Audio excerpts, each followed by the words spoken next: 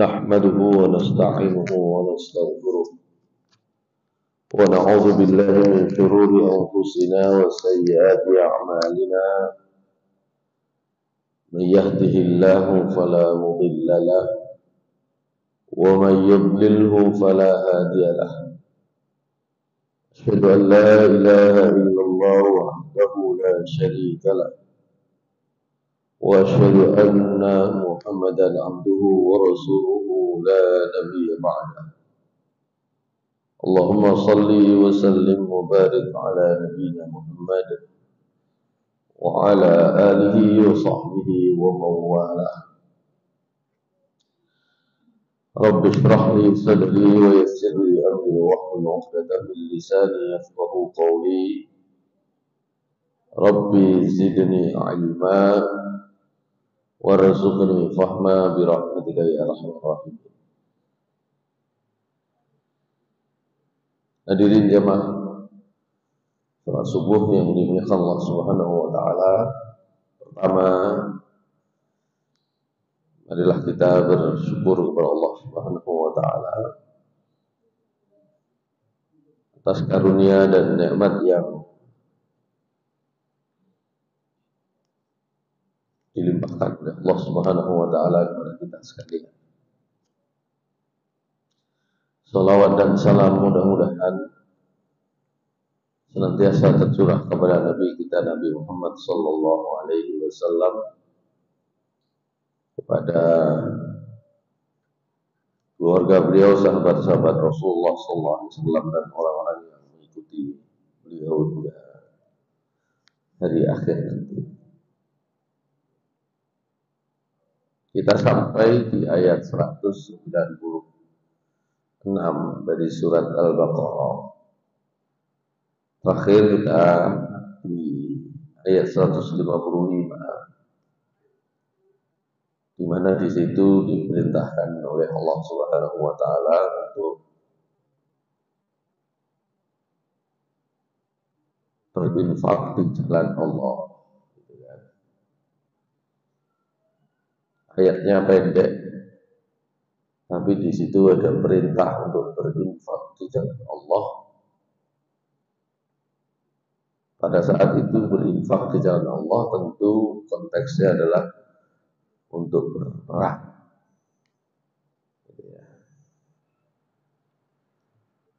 Karena ayat-ayat sebelumnya bicara tentang perintah perang, mulai ayat 190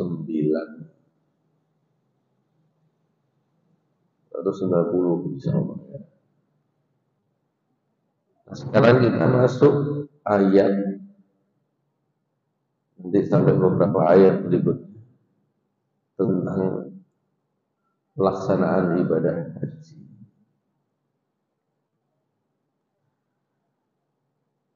Dimulai dari ayat 196 yang secara umum maknanya terkait dengan pelaksanaan ibadah haji tamattu yang biasanya diselenggarakan oleh umat Islam di Indonesia. Sekarang kan ibadah haji sedang berlangsung ya. Ini masih gelombang pertama, langsung ke Madinah. Ke Madinah dulu, sementara nanti beberapa hari berikutnya sudah masuk gelombang kedua, langsung ke Mekah. Nah, ayat ini bicara tentang bagaimana pelaksanaan ibadah haji. Saya baca dulu ayatnya, surat Al-Baqarah ayat 196.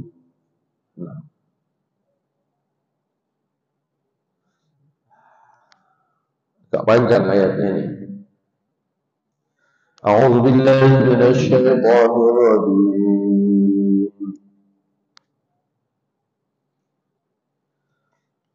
Wa atimmul hajj الحج والعمرة لله فإن أحصرتم فما استيسر من الهدي ولا تحلقوا رؤوسكم حتى يبلغ الهدي محله فمن كان منكم مريضا أو به أذى من رأسه ففدية من صيام أو صدقة أو نسك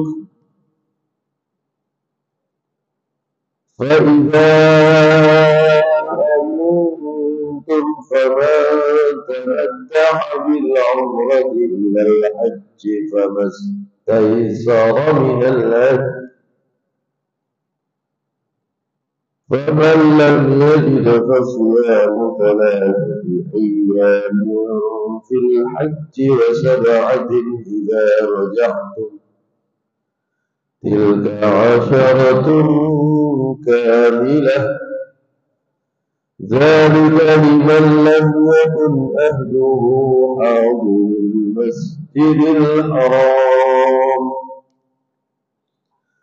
واتقوا الله واعلموا أن الله شديد العقاب. صدق الله العظيم.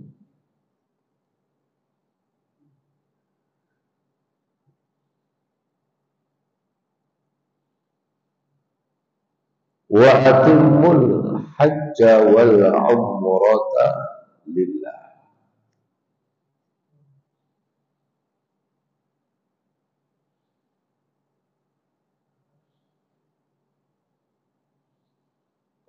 Sebagian tafsir ternyata ayat ini ada yang dibaca dengan bacaan lain. Ada yang membaca dengan wa aqimul hajja wal umrata lillah. Tentu beda maknanya.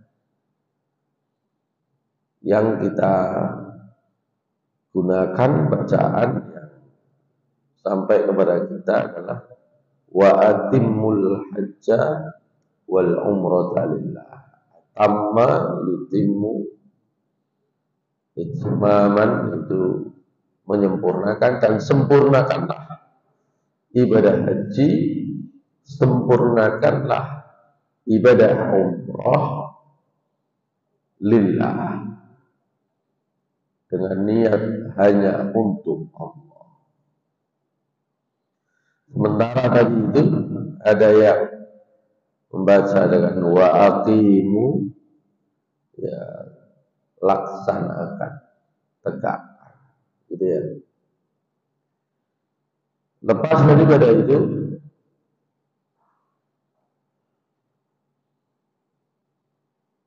apa makna atimu atau sempurnakan itu?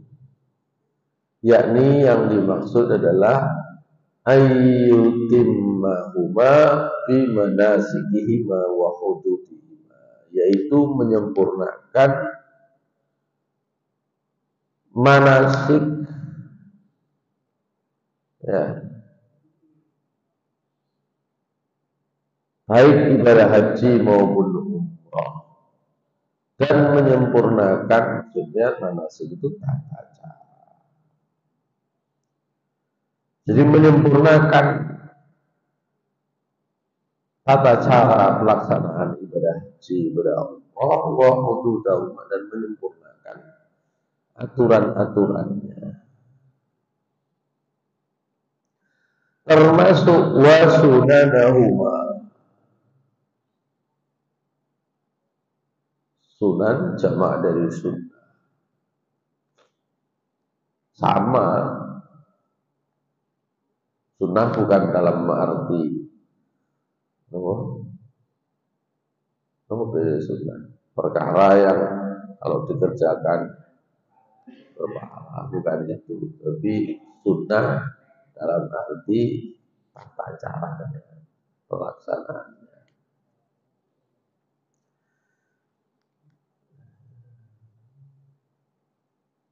Apa saja itu? Rukunnya kalau haji ada 5. Yang pertama ihram, ya, kemudian wukuf di Arafah, ya, kemudian tawaf, ya, kemudian sa'i antara Safa dan Marwah, kemudian halqur ra'si. Sewambung begini ya. Ihram tentu saja, wukuf di Arafah, kemudian tawaf, ya, mengelilingi Ka'bah, kemudian sa'i antara Safa dan Marwah, dan kemudian halqur ra'si, biasa disebut dengan tahallul.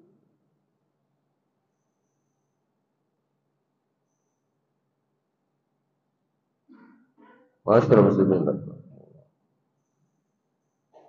Sebenarnya di sini selesai pelaksanaan. Ya, itulah haji.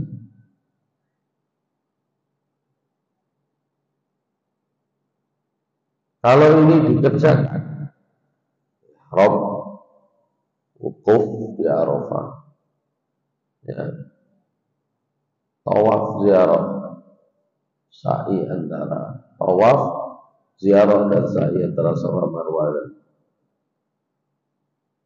memotong rambut, menggundul kepala, itu harusnya, kalau ini saja, tentu karena nanti tahallul itu ada kewajiban sebelumnya, ada pengantar. Itu 5 hari sudah selesai. Meskipun pelaksanaannya kita di Indonesia 40 hari. Sebab apa? Meskipun seharusnya 5 hari, tapi kalau sudah ngumpul 2 juta orang lebih, maka harus diatur periode gitu ya, supaya sarana yang mengantarkan kita sampai di sana itu mutu. Sampai pernah naik lift,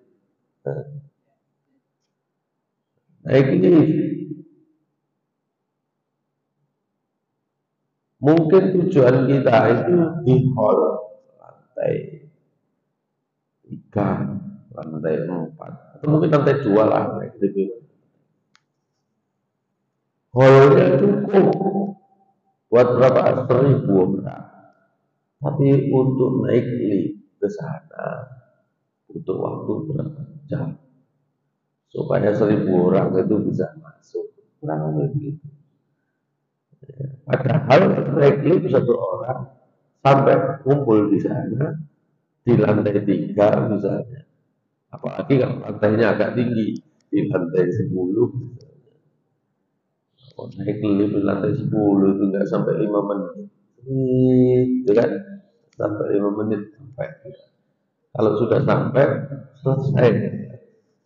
Tapi kalau 1000 orang mau datang itu, lift dipasang 5, nggak usah sedikit, 5 itu butuh waktu lebih dari 1 jam. Gitu, sama kurang lebih kayak gitu. Jadi yang bikin lama itu adalah antrian mobilisasinya. Ya, ada juga diringkas lagi haji plus lebih singkat lagi haji yang bayarnya 500 juta itu lebih singkat lagi. Ya,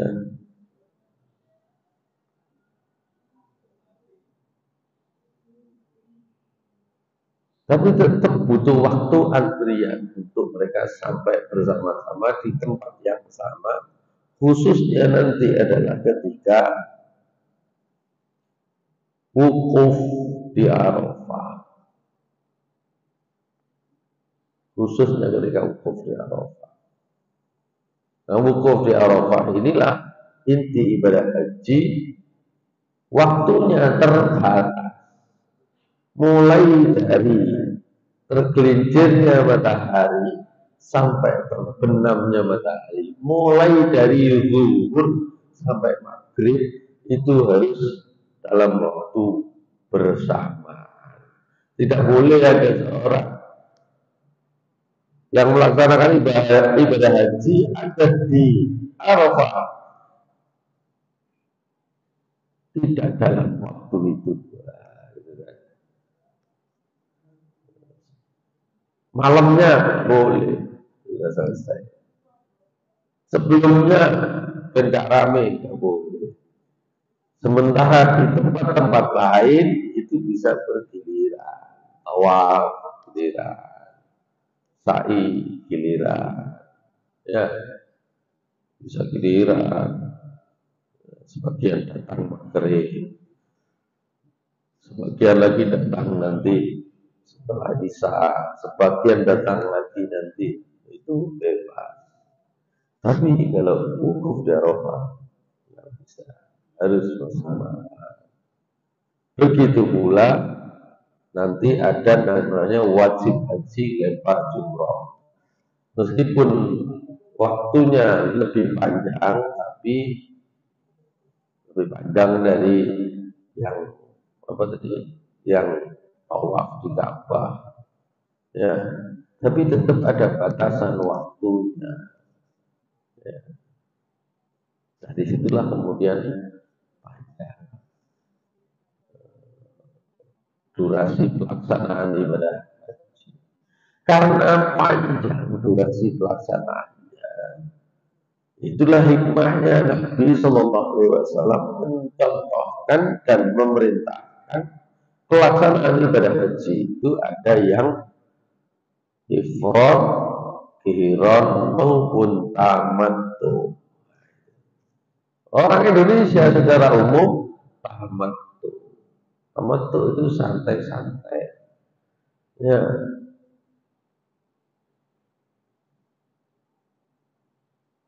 Saya lanjutkan dulu di sini. Jadi haji itu rukunnya ya, ya, wukuf di Arafah, tawaf di Ka'bah, mengelilingi Ka'bah, sa'i dari Safa ke Marwah, dan yang terakhir tahallul. Sudah selesai. Kalau mau haji urutannya ya begini selesai. Urutannya begini ini selesai. Sudah.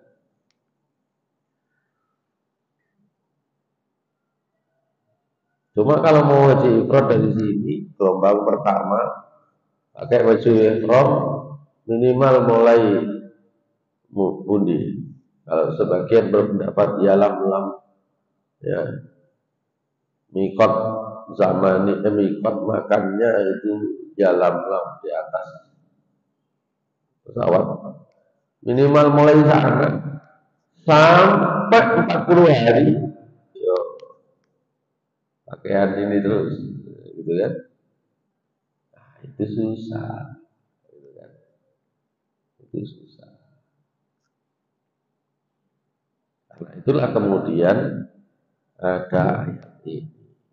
Saya lanjutkan.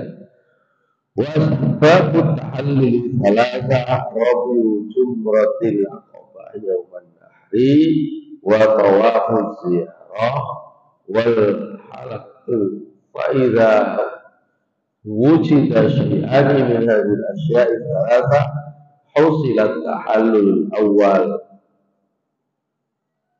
wa bi thalath husilat tahallul tsani.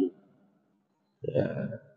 Dan syarat tahallul itu ada 3 aktivitas yang harus 3 manasik yang harus dipenuhi. Satu adalah melempar jumrah aqabah pada tanggal 10 Dzulhijjah, ya, hari penyembelihan, hari nahar. Kemudian tawaf ziarah, artinya tawaf Ka'bah, ya, dan memotong rambut atau menggundul kepala. Kalau sudah ada 2 dari 3 perkara ini, itu disebut tahallul awal. Kalau sudah 3-tiganya selesai, itu disebut tahallul tsani. Baik. Kalau tahallul awal selesai, boleh melakukan perkara-perkara yang dilarang selama ihram kecuali berhubungan suami istri. Ya, kecuali berhubungan suami istri. Memakai wangi-wangian boleh, tidak boleh. Memakai pakaian yang berjahit bagi laki-laki boleh, enggak boleh. Maaf, kalau selama ihram itu enggak boleh semua. Pakai wangi-wangian enggak boleh. Ya. Pakai sepatu bagi kaum laki-laki enggak boleh. Ya, harus terbuka mata kakinya. Pakai pakaian yang berjahit enggak boleh. Tapi kalau sudah tahallul awal boleh. Makanya jamaah Indonesia haji tamattu itu melaksanakan umroh kemudian haji, melaksanakan umroh kemudian haji. Kalau ifrad nggak pakai, ifrad itu haji toh di 5 hari itu selesai. Cuma itu kan nunggu pas pelaksanaan waktunya, mulai tanggal 8 malam berangkat, ya minimal. Ya. Kemudian tanggal 9 itu sampai di Arafah. Kalau kita biasanya tanggal 8 tuh nginep dulu di Mina, baru kemudian tanggal 9-nya itu wukuf di Arafah. Nah, bagi jamaah haji Indonesia, sampai di sana umroh dulu, ya, kayak pakaian ihram, ya, kemudian tadi itu sudah, kalau sudah pakai pakaian ihram berlaku seluruh larangan haji, ya, ya termasuk rafah, ya, jidal fusuk, ya, fusuk jidal dilarang. Nah, kalau sudah begitu, kemudian bagi jamaah haji Indonesia, kemudian melaksanakan umroh, sa'i, sudah tahallul, gitu. Itu sudah tahallul umroh. Kalau sudah tahallul umroh selesai, ya, sampai di kamar, sampai di hotel sudah bisa pakai badiah, gitu ya, sudah bisa, ya, larangan-larangan haji tidak berlaku, ya, terkait dengan atribut atau pakaian, tapi masih berlaku terkait dengan berhubungan suami istri dan larangan yang disebut dalam Al-Quran, rafah, busuk dan jidal, masih itu dalam larangan. Tapi intinya sudah tidak dalam pelaksanaan. Ya, umroh sudah tidak, ya haji masih belum waktunya, nunggu tanggal aja. Ya.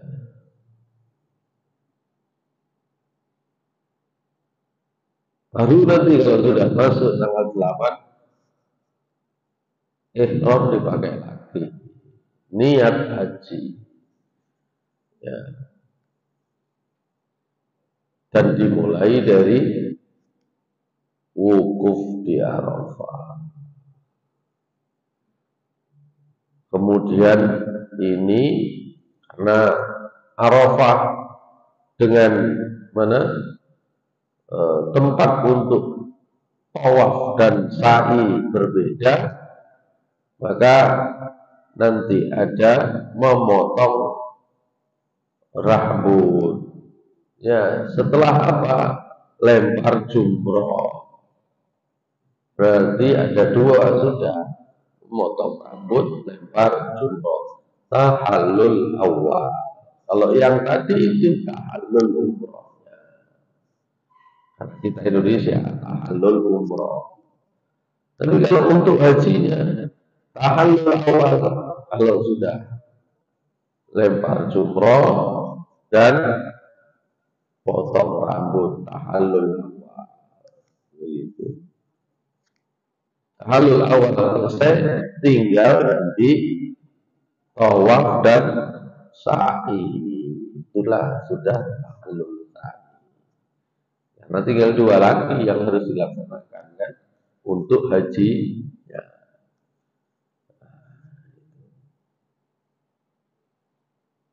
Itu haji. Kalau sudah tahallul sani selesai, ya tabihul boleh semuanya. Wa arkanul umroh arba'atun. Sementara kalau umroh rukunnya 4. Ihram, tawaf, sa'i dan tahallul. Selesai. Maka kita lanjutkan. Ya.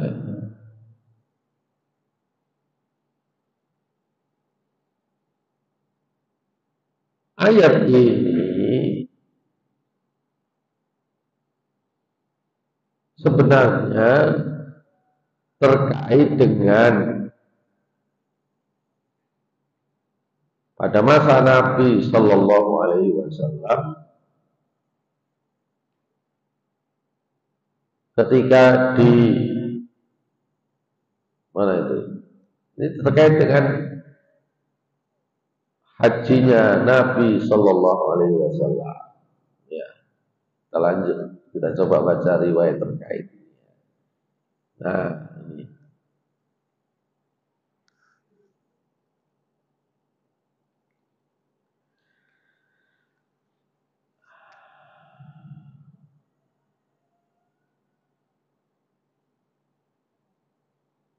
Pertama kita baca hadis riwayat. Hadis ini disampaikan oleh Aisyah Ummul Mukminin radhiyallahu anha. Beliau menceritakan, kharajna ma'a Rasulillah sallallahu alaihi wasallam ama hajjatil wada. Ya. Kami pernah keluar bersama Rasulullah SAW tahun haji wada, tahun ke-8 Hijriah.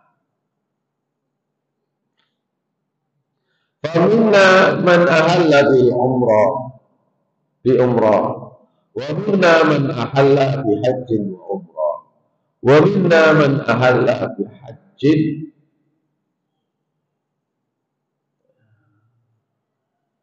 Di antara kami, kata Aisyah, ada yang ihlal dengan umrah saja, ada yang ihlal haji dan umrah, ada yang ihlal dengan haji. Wa ahalla Rasulullah sallallahu alaihi wasallam bil haji. Sementara Rasulullah SAW ihlalnya hanya dengan haji. Maksudnya di sini ahalla bi umrah itu berarti haji tamattu. Jadi ihlalnya pakai ihram, mengucapkan atau berihlal mengucapkan labbaik umratan atau labbaik Allahumma umratan. Ada yang ihlalnya dua, langsung labbaika umratan labbaika hajjan atau labbaik Allahumma umratan labbaik Allahumma hajjan. Niat umrah sekaligus haji itu namanya nanti haji qiran. Yang dijalankan satu niat loro itu haji qiran. Sementara sebagian ada yang ihlal dengan haji saja. Labbaik Allahumma hajjan. Itu yang disebut haji ifrad. Rasulullah Shallallahu Alaihi Wasallam kata Aisyah itu hanya ihlal haji saja.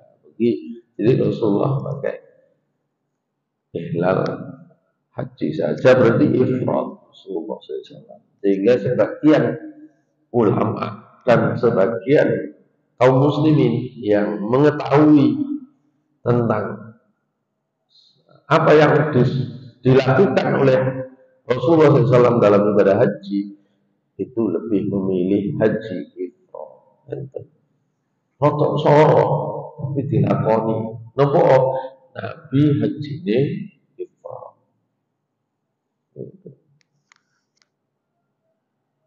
Ya mulai ke mriki misalnya kalau kita berangkat gelombang 2 pakai pakaian ihram dari sini ya sudah dilakoni sampai petang puluh hampir 40 hari maksudnya sampai hampir 40 hari sampai berapa hari ya hitungannya ya. Kalau gelombang kedua yang awal ya bisa kurang lebih 20 hari pakai baju gitu terus gitu ya.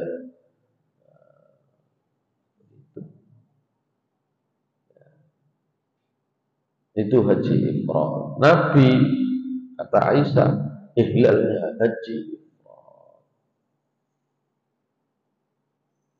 Kata Aisyah, fa amma man ahalla bil umrah fa ahalla. Yang ihlalnya dengan umrah tahallul di awal umrah belum nunggu hajinya. Ya. Sementara yang ahalla bil haji atau jama'a bainal haji wal umrah fala yahillu hatta kana yaumun nahri.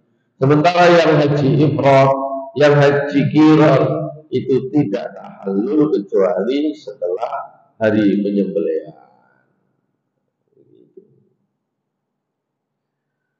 Dalam riwayat yang lain, ya sahabat Jabir radhiyallahu an meriwayatkan tentang hajinya Nabi sallallahu alaihi wasallam.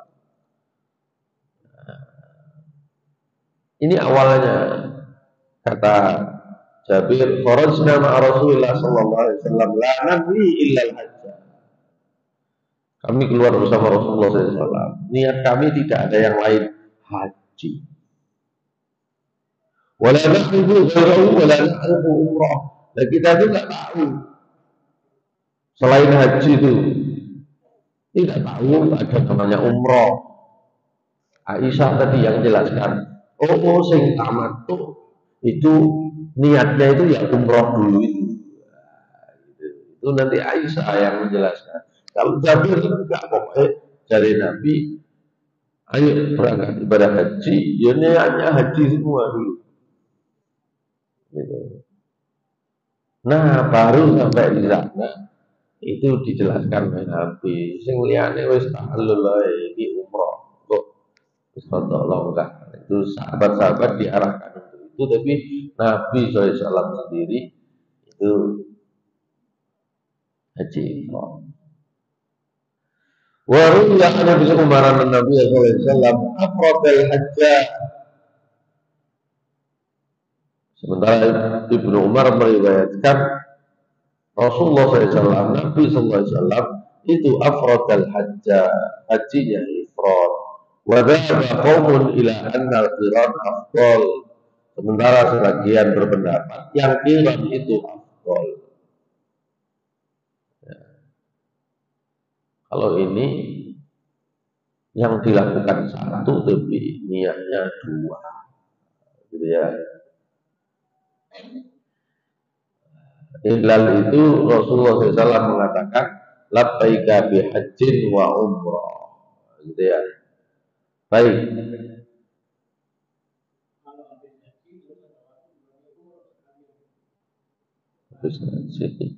Habis haji dipakai untuk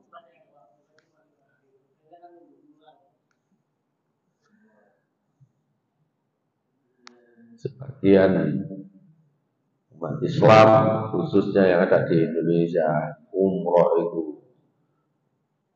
ada dihitung bolak balik. Ino,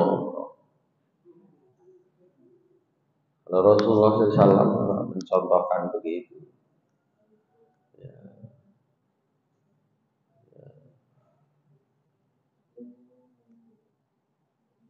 Setelah pelaksanaan ibadah haji, kalau yang gelombang pertama, ya sudah siap-siap pulang, tapi masih ada waktu untuk kalau mau disebut umroh. Yang gelombang dua siap-siap berangkat ke Madinah dan juga masih ada waktu untuk umroh. Tapi Rasulullah SAW tidak mencontohkan begitu. Yang ada itu Aisyah radhiyallahu anha, gitu loh. Sudah niat haji, ya sudah pakai pakaian ihram, ya hajinya Nabi kan dari Madinah, mikotnya dari mana? Zulhulaifah. Sakniki jenenge Bir Ali. Jaraknya kalau dari Madinah kira-kira perjalanan setengah jam, ya. Atau kalau longgar nggak sampai 15 menit sudah sampai. Jaraknya kurang lebih 8 kilo dari kota Madinah. Sudah pakai, berarti sudah niat haji, gitu loh. Ternyata sampai di Mekah, haid, gitu kan, nggak bisa melaksanakan tawaf, nggak bisa melaksanakan sa'i. Ya apa maka setelah yang lain itu melakukan tawaf haji, maaf ya, tawaf untuk haji, sa'i, ya, Aisyah belum, gitu. Maka ya Nabi SAW ketika Aisyah itu selesai apa haidnya, setelah seminggu di situ wis mari pelaksanaan haji. Ya, Aisyah kan belum selesai ketentuannya. Rukun hajinya kan belum selesai. Oleh Rasulullah SAW diminta untuk ambil mikot lagi. Dari mana? Dari yang sekarang disebut Masjid Aisyah. Ya, ambil mikot dulu. Ya. Yang paling dekat. Jadi sudah keluar batas apa namanya tanah haram, ya, bagi penduduk Mekah. Jadi bagi penduduk di luar Mekah, mikotnya agak jauh. Bagi penduduk Mekah ada Tan'im, ada Ji'rana, ya, di Tan'im di situ ambil mikot lagi untuk menyempurnakan hajinya, melaksanakan tawaf, sa'i, tahallul. Itulah dipakai dasar bahwa boleh ambil mikot lagi. Makanya orang-orang habis pelaksanaan ibadah haji ambil mikot lagi, apa umroh. Saiki kan umroh gawe anakku nang omah. Mari ngono umroh digawe sing liyane. Apa maneh digawe sing wis kaono, urut situ-situ. Akeh dadine umroh ya itu. Kalau untuk menghajikan orang lain betul saged. Soalnya haji itu enten wukuf di Arafah. Nggak bisa wukuf berkali-kali. Itu. Karena nggak bisa berkali-kali, yang bisa adalah untuk umroh saja. Wis kaupo. Umrohnya yang berkali-kali.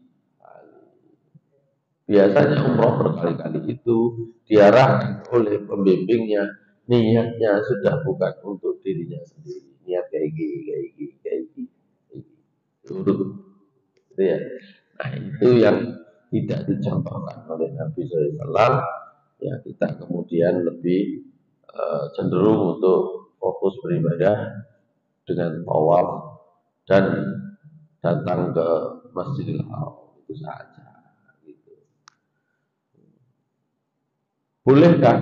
Boleh menurut sebagian umat yang lain, umat Islam yang lain. Kalau kita cukup dengan apa yang dicontohkan oleh Nabi Sallallahu Alaihi Wasallam. Baik. Terus ongkosnya tadi akeh. Budal nang Tan'im, budal nang Cirona, budal itu ya ongkosnya akeh. Ya. Wah ini kan ngedum rezeki ya monggo ya. Baik.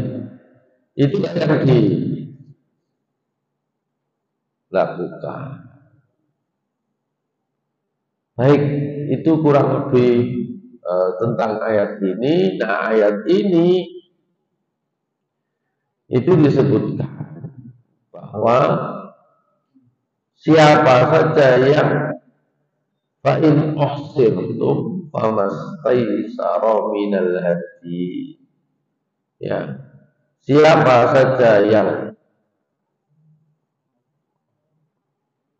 terbatas, ya, uhsirtum dibatasi. Apakah karena musuh? Itu kan haji Nabi ketika gimana? Tahun ke-6 mau melaksanakan ibadah haji sampai di Hudaybiyah. Hudaybiyah itu juga nggak terlalu jauh, 10 kilo kira-kira ya dari kota Mekah. Sudah niat haji tapi ini nggak bisa. Itu terhalang oleh musuh. Atau terhalang itu oleh sakit, oleh macam-macam. Maka termasuk seperti kita. Maka itu famastaysara minal hadi itu kemudian diminta untuk menyembelih hadyu.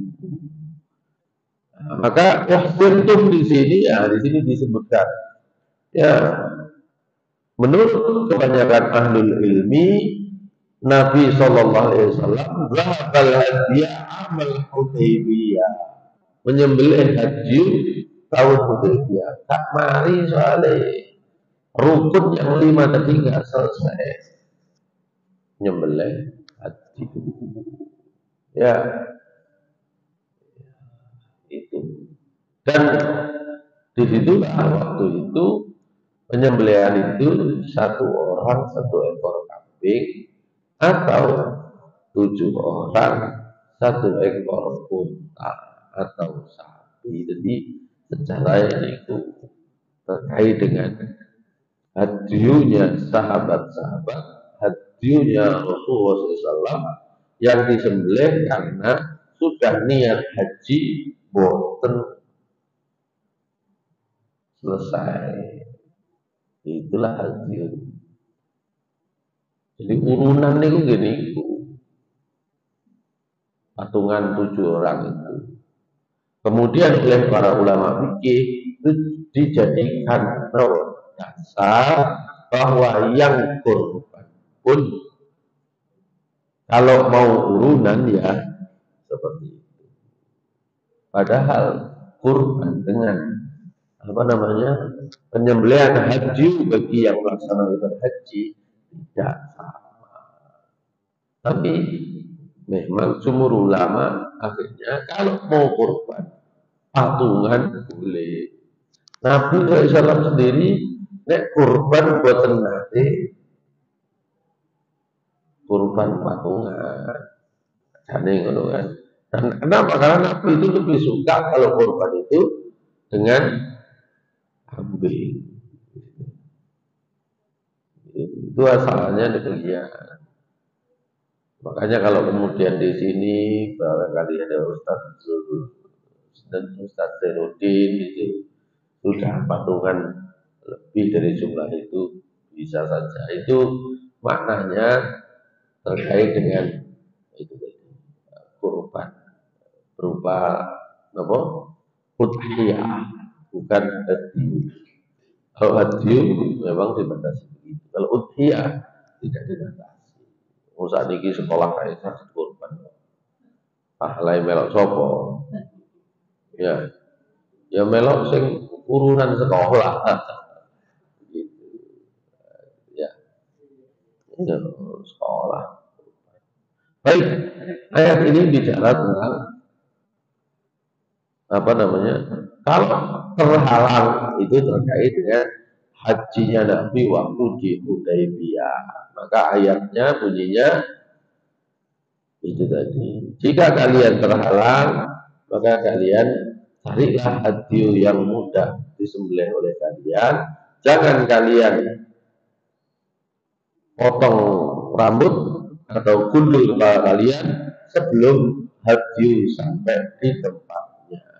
Ini khususnya yang nanti tamattu untuk haji secara umum. Faman kana minkum maridan aw bi adan min ra'si fa fidyatun min siyamin aw shadaqatin aw nusuk. Ini bagi yang sakit. Ya, ada gangguan di kepala. Itu nanti bayar fidyah, puasa, sedekah, nusuk. Jika kalian aman, tamattu umroh dulu. Tamattu umroh dulu sampai haji, maka juga wajib membayar haji. Ini dasarnya orang Indonesia yang haji tamattu semuanya melaksanakan pemotongan haji di sana. Saat ini pun disiapi haji. Kalau orang yang ifrad, boten wajib, gitu ya. Kalau tidak ada, ya puasa 3 hari waktu haji, 7 hari ketika kalian kembali, jadilah 10 hari. Dzalika liman lam yakun abuhu hadiril masjidil haram. Nah, khususnya tamattu itu ya yang bukan penduduk Mekah. Wattaqullaha wa'lamu annallaha syadidul iqab. Jadi yang bukan penduduk Mekah bisa tamattu. Ya. Baik, ini ayat pembahasan kita masih nanti akan sambung tentang ketentuan-ketentuan ibadah haji yang lain di ayat-ayat berikutnya. Meskipun pembahasan ini secara lebih rinci dulu sudah dibahas di kajian Fiqhul Sunnah. Ini mengingatkan kembali.